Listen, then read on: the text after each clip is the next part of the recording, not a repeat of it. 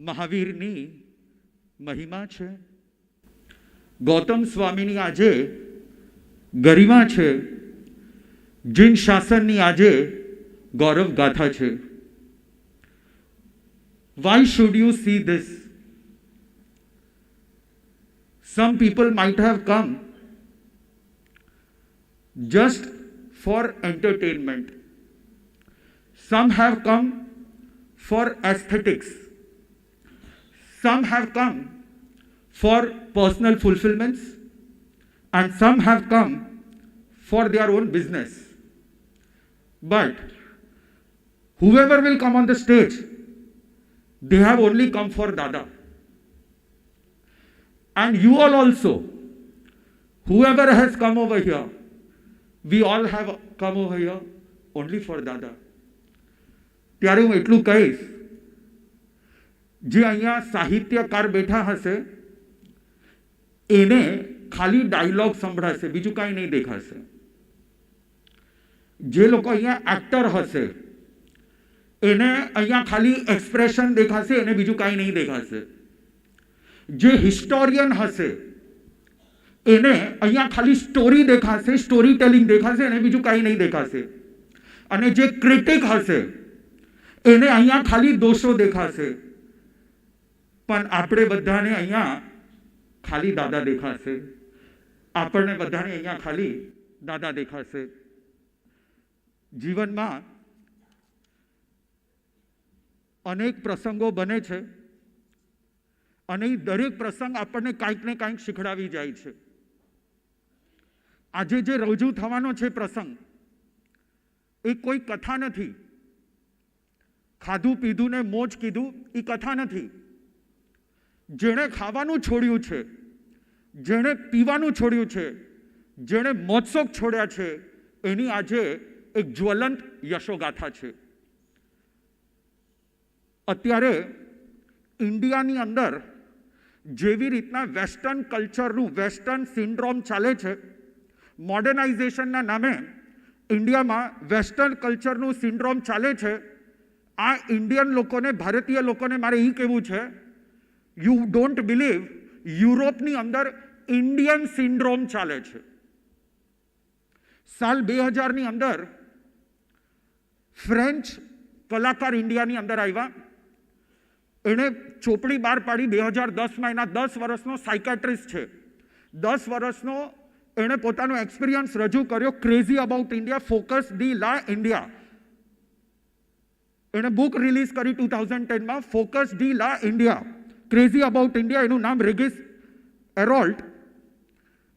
એણે સૌથી પહેલા 2010ની અંદર બધાની સામે રિવીલ કર્યું how French people, how German people are die-hard fan of Indian Sanskrit.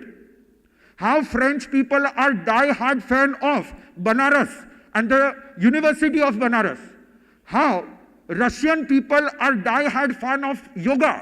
How Americans are die-hard fan of Indian culture.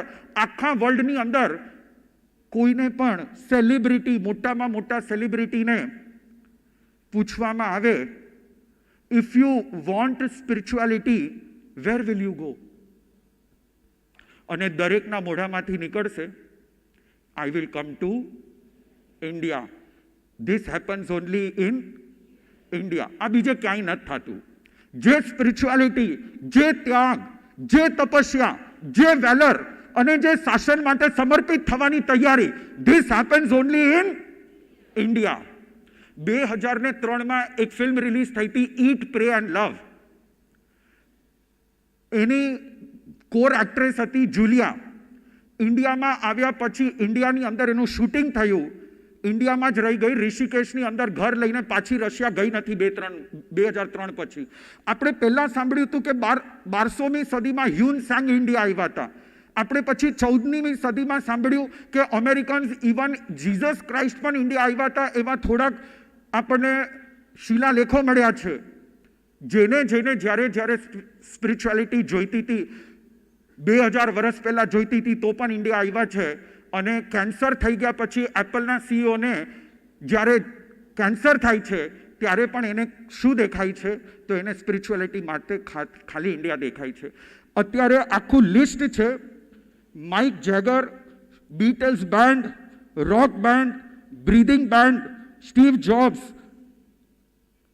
Chris Rock એટલે સુધી 2022ની અંદર તમને યાદ હોય કોઈએ ઓસ્કર એવોર્ડ જોયો હોય તો ક્રિસ રોકને વિલ સ્મિથે સ્ટેજ ઉપર આવીને સીધો લાફો જડ્યો હતો. 10 વર્ષ સુધી એને હોલિવૂડમાંથી બેન કરવામાં આવ્યો છે. ખોટો નહીં હતો. એની વાઈફ બાજુમાં બેઠા હતા. એની વાઈફ એ દિવસે બાલ્ડ થઈને આવ્યા હતા, વાળ નહોતા એના માથા ઉપર. પેલા થોડોક જોક કર્યો, એને ગુસ્સો આવ્યો, સીધો ઉપર આવ્યો, સીધો લાફો માર્યો, પાછો નીચે બેઠો. એ દિવસે ઓસ્કર એવોર્ડનો મૂડ બધાનો બગડી ગયો હતો. એ લાફા એને ગેટ સ્લેપ તરીકે એને બિરદાવવામાં આવ્યું છે. તમે જ્યાં જાઓ વિકિપીડિયા સુધી એની પ્રશંસા કરે છે કે આવું થયું હતું, ઓસ્કર્સની અંદરમાં ક્યારે નથી થયું.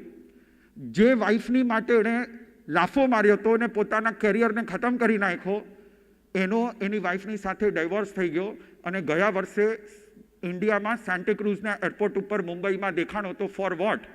મને શાંત કરવું છે, મારે મને શાંત કરવું છે. વિશ્વની અંદર કરોડો લોકો ઇન્ડિયા આવ્યા છે. એવો જ એક નાનકડો પ્રસંગ છે. We are going in flashback to 1966. 1966માં 1966માં ક્વીન એલિઝાબેથ ઇન્ડિયા આવ્યા હતા ટુ સી ઇન્ડિયન સ્પિરિચ્યુઆલિટી. અને 1966નો દ્રશ્ય ક્વીન એલિઝાબેથ તમને બતાડશે કે શું સ્પિરિચ્યુઆલિટીની યાત્રા દરમિયાન એ ટાઈમ હતો જ્યારે ગાડીઓ ચાલતી નહીં હતી. 1966માં પથરાના રોડ્સ હતા ગુજરાતની અંદરમાં અને ટ્રેન પણ નેરો ગેજ ટ્રેન હતી. આ નેરો ગેજ ટ્રેનની અંદર અચાનક એન્જિન બગડી જાય છે અને એ બગડે છે. પૂછે છે કે આ ક્યાં એન્જિન બગડ્યું છે? તો કે લીંબડીના સ્ટેશન ઉપર એન્જિન બગડ્યું છે. અને એ લીંબડીના સ્ટેશનનું દ્રશ્ય આપણું કામાણી જૈન ભવનના કલાકારો રજૂ કરે છે.